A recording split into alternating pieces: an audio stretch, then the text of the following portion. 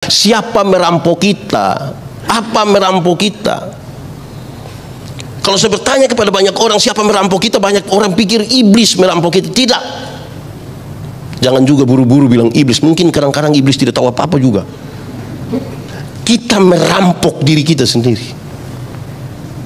Kerakusan kita, kedagingan kita merampok diri kita dan tidak berdaya di situ.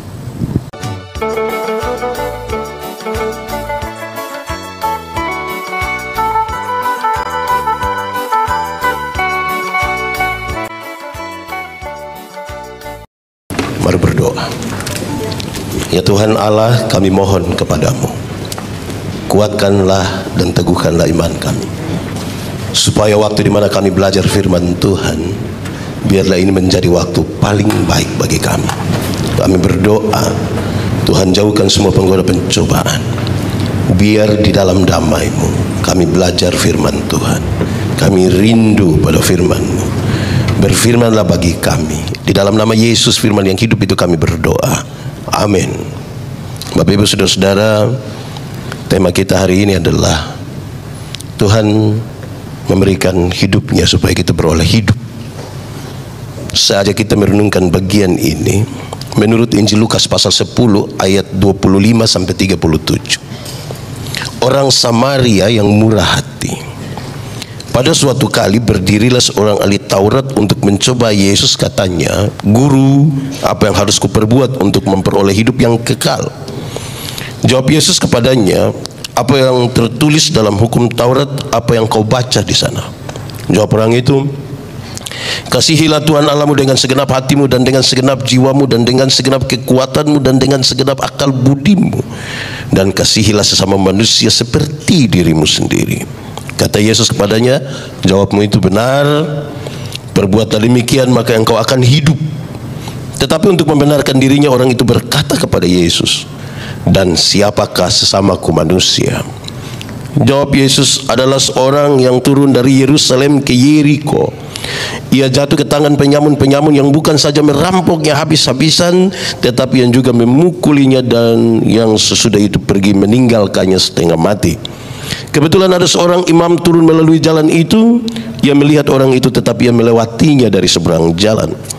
Demikian juga seorang Lewi datang ke tempat itu. Ketika ia melihat orang itu, ia melewatinya dari seberang jalan. Lalu datang seorang Samaria yang sedang dalam perjalanan ke tempat itu. Dan ketika ia melihat orang itu, tergeraklah hatinya oleh belas kasihan.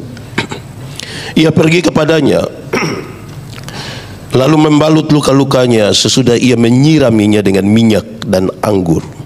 Kemudian ia menaikkan orang itu ke atas keledai tunggangannya sendiri, lalu membawanya ke tempat penginapan dan merawatnya. Keesokan harinya ia menyerahkan 2 dinar kepada pemilik penginapan itu. Katanya, "Rawatlah dia, dan jika kau belanjakan lebih dari ini, aku akan menggantinya waktu aku kembali."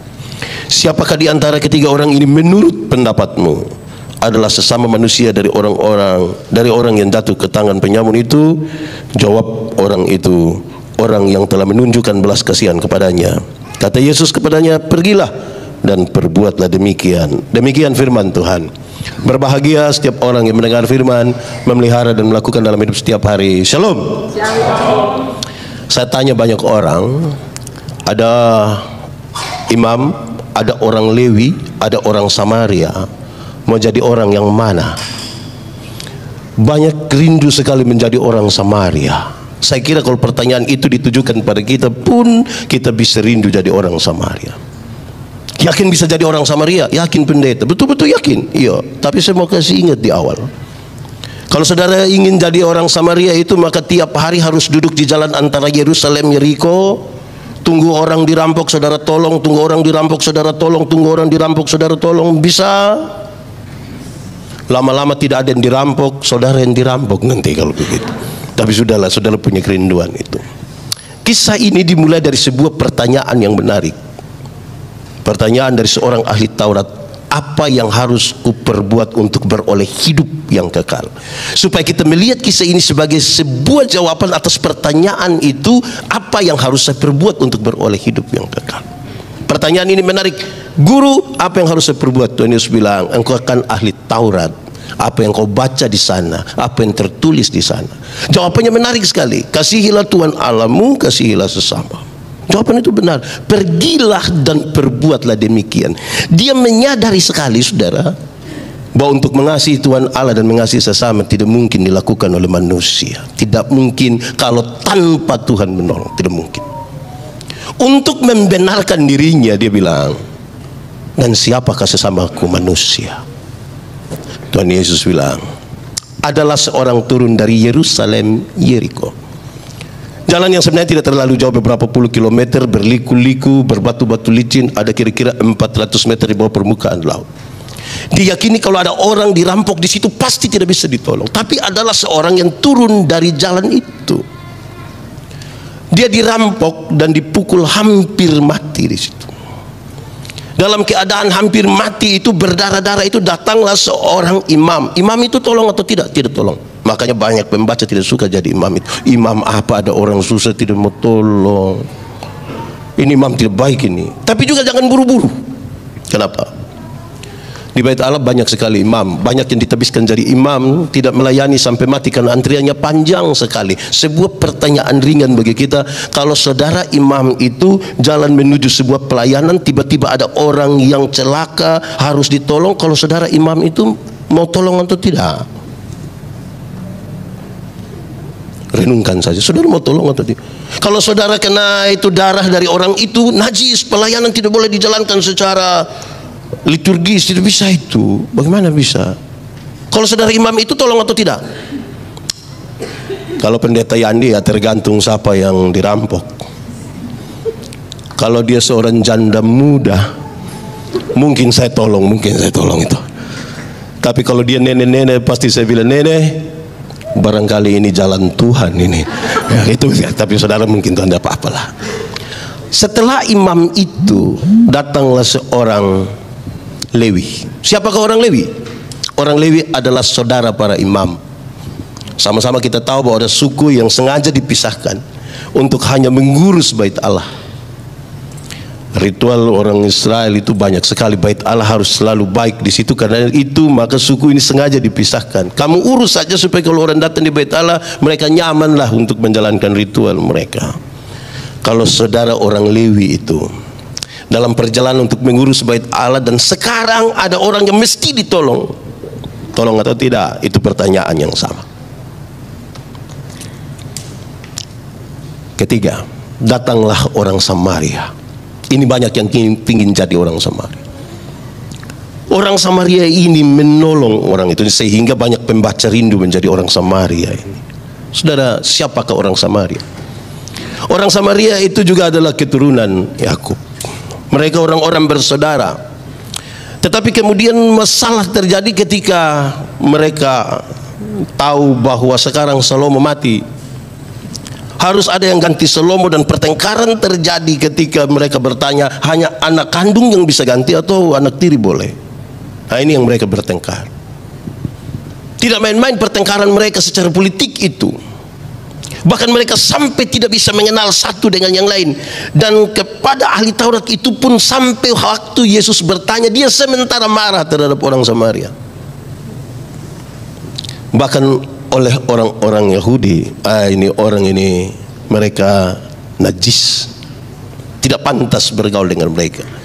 Tuhan Yesus menarasikan bahwa justru orang Samaria ini menolong orang itu. Dia melakukan 7 hal pertolongan itu.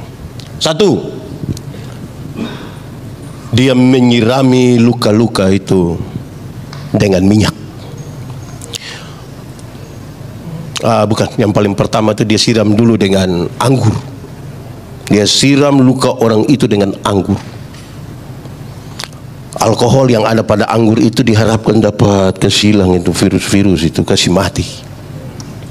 Rupa-rupanya ini orang Samaria, dia jalan kemana-mana dia bawa anggur ini, kasih bersih itu.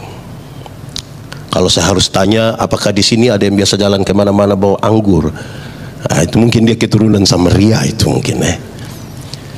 Setelah anggur itu dia taruh minyak pada luka-luka orang itu. Dia gosok minyak untuk 2 pekerjaan itu. mesti dilakukan dengan hati-hati. Pasti dia bilang tahan sedikit ya. Pasti dia bilang. Tidak mungkin dia bilang makanya kalau sendiri jangan. Tidak mungkin dia bilang begitu. Dia pasti sedikit hati-hati. Kalau saya tanya saudara bisa lakukan itu, pasti saudara bilang bisa. Ketiga, dia ambil kain dan dia membalut luka-luka orang itu. Setelah dia taruh minyak, setelah dia taruh alkohol, dia balut. Bisa lakukan? Pasti saudara masih bisa bilang bisa. Keempat sekarang dimulai. Dia angkat orang itu dan dia taruh pada keledai tunggangannya. Saya merenungkan ini berkali-kali. Dulu belum ada Fortuner kan? Dulu belum ada Alphard, dulu belum ada Innova. Berarti alat sarana transportasi mereka itu salah satunya adalah keledai. Kenapa saya bilang saya renungkan ulang-ulang? Pendeta Yandi kalau bawa mobil terus di kota, di Kupang atau mau ke kampung, ada orang celaka, butuh untuk tolong saya tolong, untuk tolong saya tolong. Tapi itu pertolongan biasa jadi masalah ketika orang-orang kampung yang ikut tolong itu mereka lihat saya agak lama, saya mulai pikiran itu. Karena pasti kalimat berikutnya akan bilang begini, pendeta bisa bawa ini orang ke rumah sakit pakai pendeta punya mobil, itu saya pikiran sekali. Saya mau tanya saudara, kalau saudara ketemu orang susah di jalan butuh pertolongan terus minta muat di mobil, saudara mau? Saya tanya kepada banyak orang, mereka bilang mau. Saya bilang iya. Yang paling banyak bilang mau itu karena dia belum ada mobil. Kalau dia sudah ada repot. Apalagi dia baru habis cuci itu mobil, istri saja naik lepas sendal, apalagi orang lain berdarah-darah. Nah itu yang saya pikir tidak habis itu, saya tidak habis. Dia muat orang itu. Keempat. Kelima, dia membawa orang itu ke rumah penginapan. Saudara bisa bayangkan ini orang baik bagaimana ini? Muat di mobil, antar ke rumah penginapan. Keenam, bukan saja antar. Pembacaan tadi mengatakan, dan dia merawat orang itu. Merawat. Dia siapkan air hangat, bubur. Pagi-pagi dia mungkin ketuk pintu rumah penginapan. Shalom, masih hidup kah om? Kan dia mau cek ini orang. Dan yang ketujuh, dia ambil uang 2 dinar, dia kasih kepada pemilik penginapan itu. Rawatlah orang ini baik-baik, dan jika kau belanjakan lebih dari ini, aku akan menggantinya waktu aku kembali. Dulu orang kerja 1 hari dibayar 1 dinar. 2 dinar berarti upah kerja 2 hari diberikan kepada orang susah. Di sini ada yang bisa hasil keuntungan dagang 2 hari kasih orang susah, mau? Repot itu. Itu baru 1 orang. Kalau engkau membelanjakan lebih dari ini, aku akan menggantinya waktu aku kembali. Mari kita mulai merenungkannya berkaitan dengan tema ini. 1. Siapakah orang Samaria itu? Orang Samaria itu bukan saudara, bukan saya. Sepunya kerinduan seperti apapun saudara, saudara tidak akan pernah menjadi orang Samaria. Tidak akan. Pendeta-pendeta seperti saya pun tidak akan jadi orang Samaria itu. Bagaimana saudara bisa tolong semua orang yang mengalami perampokan dan hampir dibunuh mati? Mungkin 1 orang saudara bisa, tapi tidak bisa untuk semua orang. Siapakah orang Samaria itu? Orang Samaria itu ialah Tuhan Yesus Kristus. Sama-sama 1, 2, 3. Orang Samaria itu ialah Tuhan Yesus Kristus. Tuhan Yesus itu turun dari Yerusalem ke Yeriko. Sebuah gambaran yang sangat baik untuk menggambarkan Yesus turun dari surga yang kekal. Dalam konteks Palestina, waktu bicara Yerusalem, orang semua tahu Yerusalem adalah kota kudus. Karena itu mereka menyanyi, kita menyanyi, oh Yerusalem, kota. Saudara tidak tahu ini lagu? Lalu kenapa suruh saya solo? Oh Yerusalem, kota mulia, hatiku rindu ke sana. Sekali lagi. Oh Yerusalem, kota mulia, hatiku rindu ke sana. Tak lama lagi Tuhanku datanglah, bawa saya masuk sana. Tak lama lagi Tuhanku datanglah, bawa saya masuk sana. Tuhan Yesus datang dari surga yang kekal ke dalam dunia yang penuh dengan dosa. Kalau kita bicara Yeriko dalam konteks itu, Yeriko adalah kota terkutuk. Yesus datang dari Yerusalem ke Yeriko. Jalannya via Dolorosa, susah sengsara. Kira-kira 30 km Yerusalem Yeriko. Dalam perjalanan susah sengsara itu dia berjumpa dengan orang-orang yang dirampok hampir mati. Siapakah orang itu? Siapakah orang-orang yang dirampok, dipukul hampir mati dan berdarah-darah? Orang itu adalah saya. Orang itu adalah saudara-saudara semua. Kita adalah orang-orang yang Tuhan Yesus temukan dalam perjalanan Yerusalem Yeriko. Tidak ada satu orang pun bisa menolong kita dalam perjalanan itu, dalam perampokan itu. Tidak ada satu orang pun yang bisa menolong kita. Imam tidak mungkin menolong kita, tidak mungkin. Orang Lewi tidak mungkin menolong kita. Imam dan orang Lewi hanyalah sekelompok orang yang menunjuk jalan. Pendeta ini hanya menunjuk jalan. Saya bicara di mana-mana bahwa masuk surga itu seperti pergi ke WC, tidak bisa diwakilkan. Atau siapa di antara kita di sini yang ketika lihat ada orang mau ke belakang tanya, kemana? Belakang, boleh titip? Tidak bisa. Masing-masing mempertanggungjawab. Imam dan orang Lewi kasih tahu tempatnya di situ, engkau akan pergi sendiri. Yesus menemukan kita di situ. Kita sementara hampir mati dan berdarah-darah karena perampokan itu. Pertanyaannya, siapa merampok kita? Apa merampok kita? Kalau saya bertanya kepada banyak orang siapa merampok kita, banyak orang pikir iblis merampok kita. Tidak. Jangan juga buru-buru bilang iblis. Mungkin kadang-kadang iblis tidak tahu apa-apa juga. Kita merampok diri kita sendiri.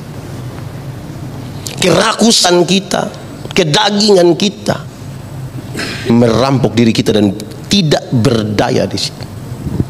Tidak bisa. Iblis itu kadang-kadang tidak tahu apa-apa. Saya kira saudara baca anekdot yang bilang begini, satu saat iblis minta ketemu Yesus. Tuhan, ketemu dulu. Bagaimana? Saya mau berhenti jadi iblis ini. Kenapa? Saya pun pekerjaan itu sudah diambil oleh manusia semua itu. Kenapa kau bilang begitu? Ini manusia doang, itu orang yang korupsi. Itu uang korupsi juga mereka tidak bagi di saya. Tapi orang bilang ini pekerjaan saya. Wow. Yang selingkuh itu mereka itu. Waktu mereka pergi juga tidak ajak saya. Tapi bagaimana mereka bilang itu saya punya pekerjaan? Kalau begitu sudahlah, biar kasih ini pekerjaan orang yang dapat saja. Kita dirampok oleh keberdosaan kita.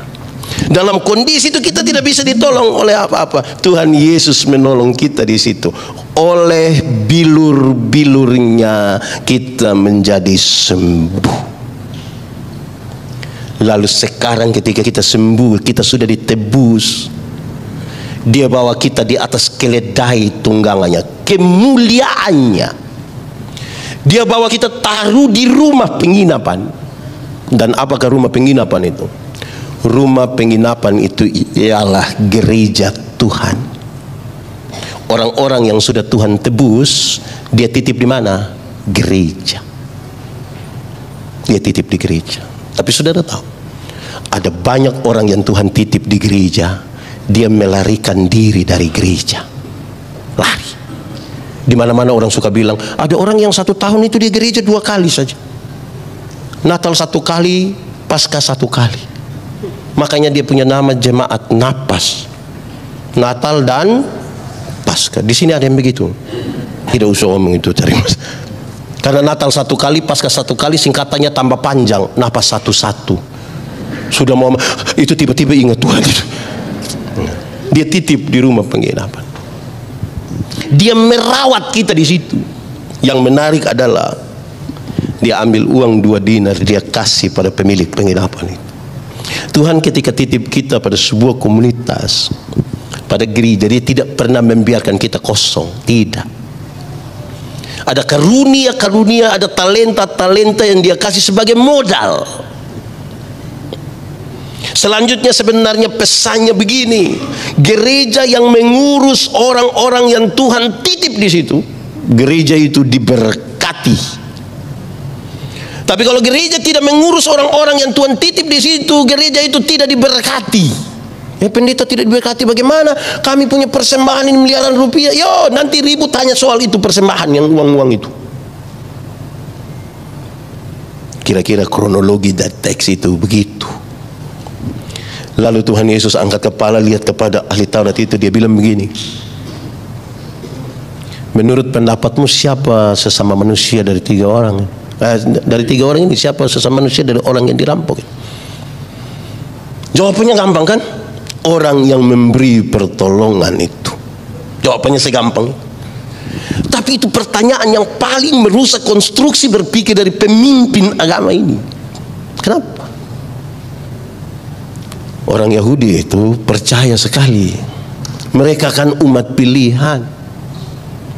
Bagi mereka melakukan 10 hukum Taurat lurus-lurus masuk surga.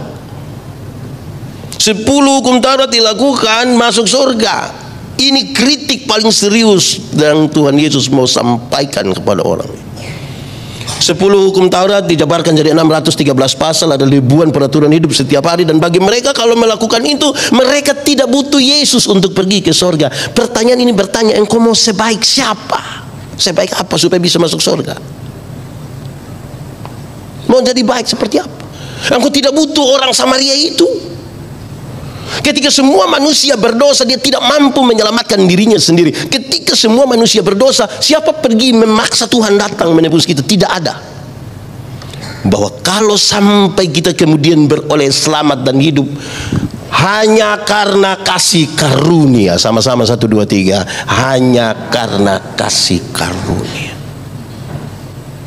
Itu pertanyaan yang merusak konstruksi berpikir itu. Jangan tanya soal kebaikan mereka ketika mereka melakukan jangan membunuh, jangan berzina, jangan mencuri, jangan, biasa sekali, apalagi ini pemimpin agama. Tapi Yesus ingin menyadarkan dia supaya ingat, kesalehanmu itu hanya sebuah kain yang lapuk. Bahwa oleh karena kasih karunia kamu diselamatkan, maka perbuatan-perbuatan baikmu, termasuk yang ketika Yesus pergi dan lakukanlah, itu engkau lakukan sebagai tanda ungkapan syukurmu kepada Tuhan. Kalau engkau menolong orang karena engkau telah mendapatkan hidup, lakukanlah itu sebagai ungkapan syukur. Kalau engkau melayani karena engkau telah beroleh hidup dari yang Tuhan kasih, lakukanlah itu sebagai ungkapan syukur. Saudara-saudara, sebuah konstruksi yang mendorong kita kemudian berpikir lebih, yaitu ada 5 hal serius. Saya mau cepat-cepat, sudah terus takut. Saya suka waktu 30 menit ya, cepat. Allah menciptakan kita. Manusia tidak pernah berpikir bahwa bagaimana dia bisa ada, tapi Allah menciptakan manusia. Setelah Allah menciptakan manusia, justru dia taruh manusia pada bagian paling terakhir. Segala sesuatu sudah disiapkan. Ibarat sebuah rumah, fasilitasnya semua sudah ada, manusia dikasih paling terakhir hanya untuk menikmati semuanya.